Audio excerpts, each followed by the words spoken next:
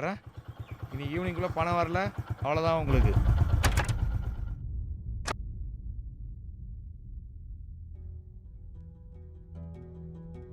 Bro என்ன bro daily அவனை figure மாதிரியே பார்த்துட்டு இருக்கீங்க?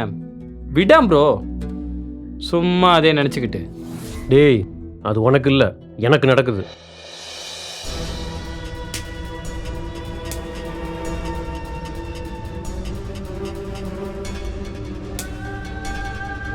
இந்த ராஜா பார்க்கும்போதெல்லாம் கொல்லும் தானே தோணுது.